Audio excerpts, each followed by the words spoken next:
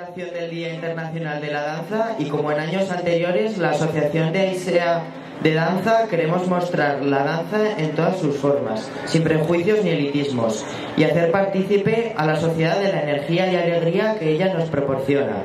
Varias escuelas de la Asociación Aisea trasladaremos nuestras clases a la calle y os mostraremos con mucho cariño y placer nuestro trabajo cotidiano.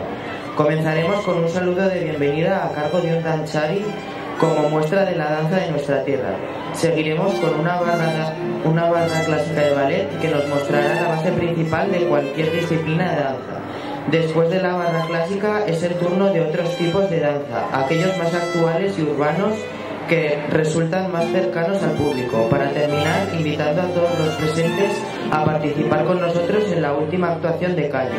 Comunicaros también que hoy a las 7:30 en el Auditorio Barañáin, como cierra la celebración del Día Internacional de la Danza 2012, alumnos y profesionales invitados nos deleitarán con un variado repertorio dancístico. Urtero gertatzen den bezala, Nafarroako Aisea Dantza Elkarteak dantza nazioarteko eguna ospatuko du gizarteari dantzak islatzen duen alaitasuna eta energia erakusteko asmoz. Era guztietako dantzak aurreiritzirik gabe, eliterik gabe. Elkartea osatzen duten eskolako ikasle kalera eramango dituzte gelak eta Nafarroan egiten ari diren estilo ezberdinak antzeztuko dituzte. Aurresku dantza batekin hasiera emango diegu gaurko ospakizunari. Lekukoa barra klasikoak hartuko dio edozein dantzaren oinarria baita. Eta jarraian ikuslegoarentzat oso erakargarriak izaten diren beste hiri dantza moten erakusketa egingo da.